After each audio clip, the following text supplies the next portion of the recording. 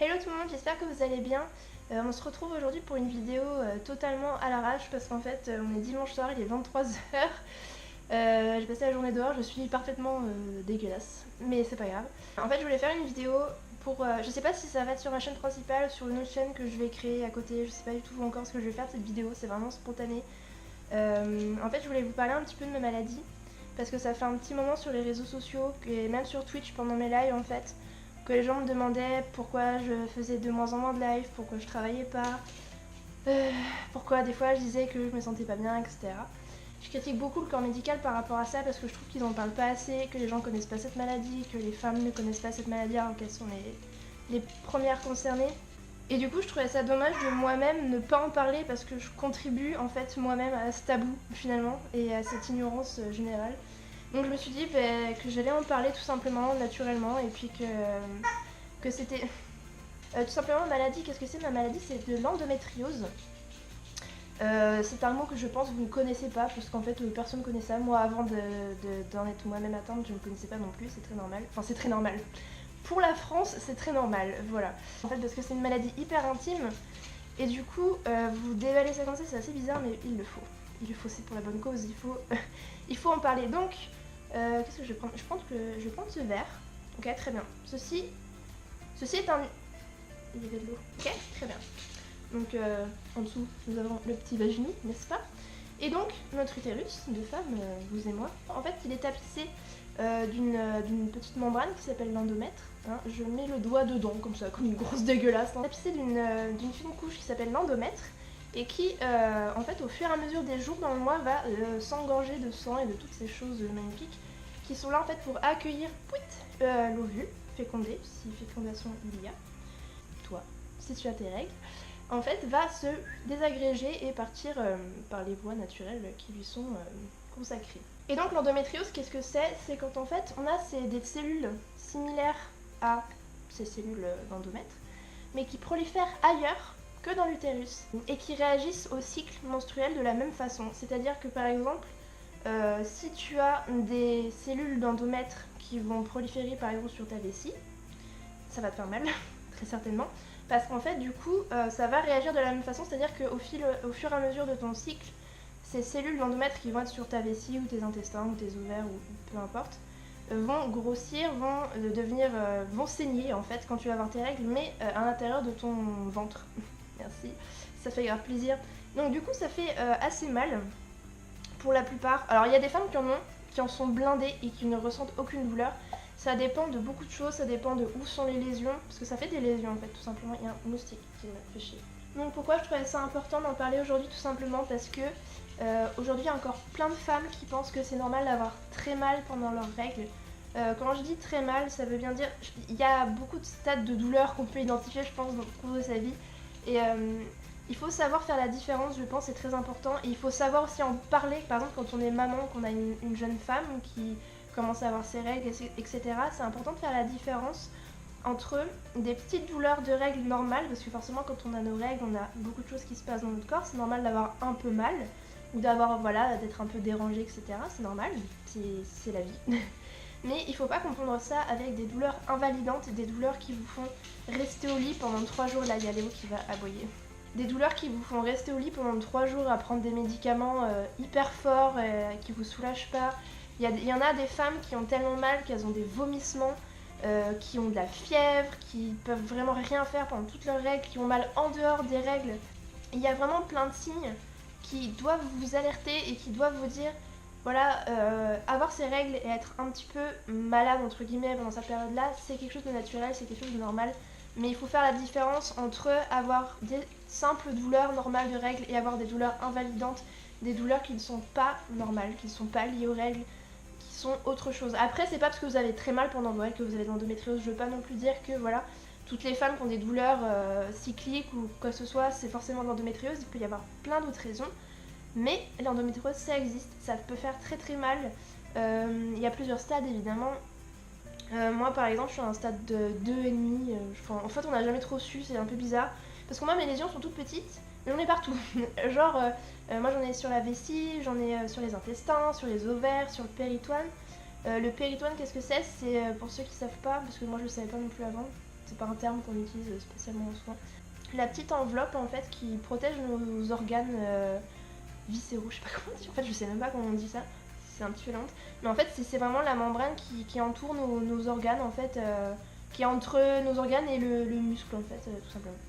Moi je sais que pendant l'adolescence j'avais des règles hémorragiques et hyper douloureuses et je pouvais pas aller à l'école. C'est pas normal. On doit pouvoir avoir nos règles. Quand on est en bonne santé, on doit avoir nos règles et pouvoir vivre notre vie normalement sans que ce soit quelque chose de difficile. Il faut pas que ce soit... Si vos règles c'est quelque chose de pénalisant, c'est quelque chose d'handicapant, c'est quelque chose qui vous fait vraiment souffrir, il faut juste en parler avec un spécialiste.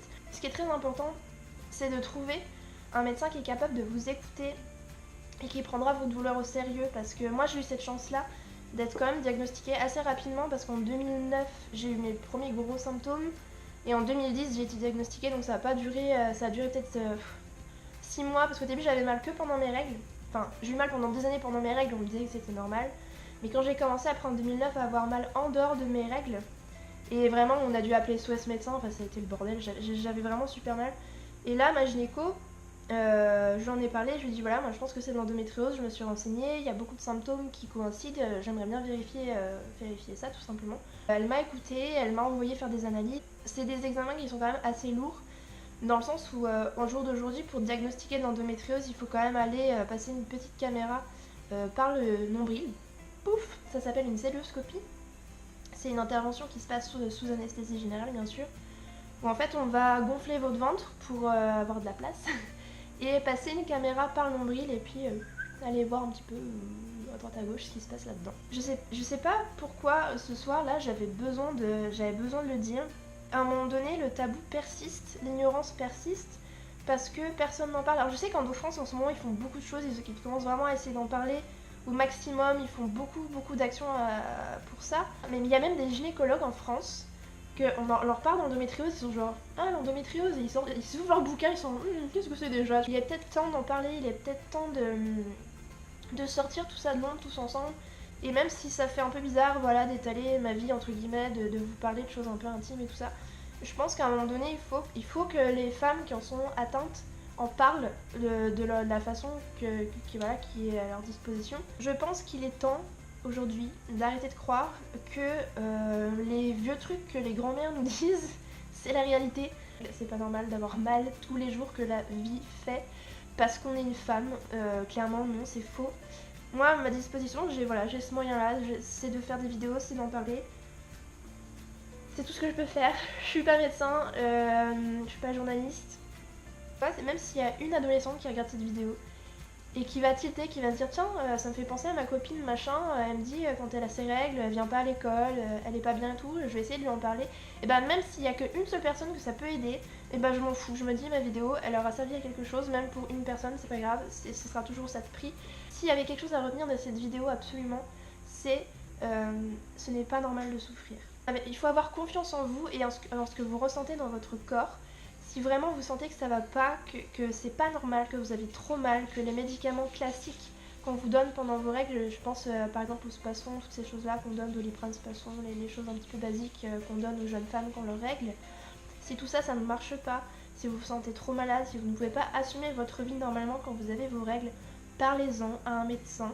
Et si votre médecin vous dit que c'est dans votre tête, que c'est le stress, que c'est normal d'avoir mal, allez en voir un autre. Ça vaut vraiment le coup d'essayer de s'accrocher et vraiment écoutez votre corps et écoutez-vous et ayez confiance en vous et battez-vous pour être en meilleure santé, parce que c'est votre corps, vous en avez qu'un, votre vie vous en avez qu'une, et il faut vraiment se dire que même si vous tombez sur 1 ou 2 ou 3 ou 10 médecins qui vous disent c'est dans votre tête, c'est pas grave de prendre de la codéine quand vous avez vos règles, c'est pas grave d'être malade, c'est pas grave de vomir de douleur quand vous avez vos règles, et c'est que c'est des blaireaux, je suis désolée. Je suis désolée de le dire comme ça, mais c'est que c'est des gros blaireaux et il faut aller voir d'autres médecins, il faut trouver des gens. N'hésitez pas aussi si vous cherchez des médecins pour vous écouter sur le site EndoFrance, je vous mettrai les liens en barre des descriptions. Ils ont pas des listes de médecins directement sur le site, mais ils ont des conseillers, enfin des gens, des contacts en fait à qui vous pouvez écrire par mail dans chaque région de France. Et donc du coup, vous pouvez écrire un petit mail à ces contacts, et c'est des femmes qui sont adorables en plus. Vous leur écrivez, vous dites tout simplement voilà, moi je pense que j'ai de l'endométriose, j'habite dans telle ville, Est-ce que vous savez quel médecin spécialiste de l'endométriose je peux avoir dans ma région? Et elles vont vous répondre, elles vont vous donner une liste et à ce moment-là, voilà, vous allez pouvoir avoir un médecin à votre écoute et c'est ça qui est très important. Voilà, je passe aussi un tout petit mot pour ceux qui me suivent sur ma chaîne gaming entre guillemets et sur Twitch. J'espère que du coup vous aurez compris pourquoi en ce moment moi j'ai du mal à faire beaucoup de vidéos. J'ai fait une poussée d'endométriose en fait au niveau du système urinaire, ça m'a fait très mal, ça continue de me faire mal mais ça va un peu mieux. Enfin, c'est des crises de douleur qui surviennent comme ça d'un seul coup et je pouvais pas me dire voilà je vais être en stream, même si là je me sens bien, je vais allumer un stream et je sais pas dans une demi-heure je peux avoir une crise et puis être genre en direct et avoir super mal et j'avais peur en fait de ça, j'avais très peur puisque en fait personne savait que j'étais malade et que même si les gens savent que je suis malade ça reste toujours un peu gênant comme situation, je pense que vous comprenez. Si vous avez besoin de parler, si vous avez des questions sur l'endométriose, sur l'association, sur plein de choses, n'hésitez pas à laisser des commentaires, j'y répondrai avec le plus grand des plaisirs et le plus rapidement possible. Et en attendant, je vous fais plein de bisous et je vous dis à très bientôt. Ciao ciao.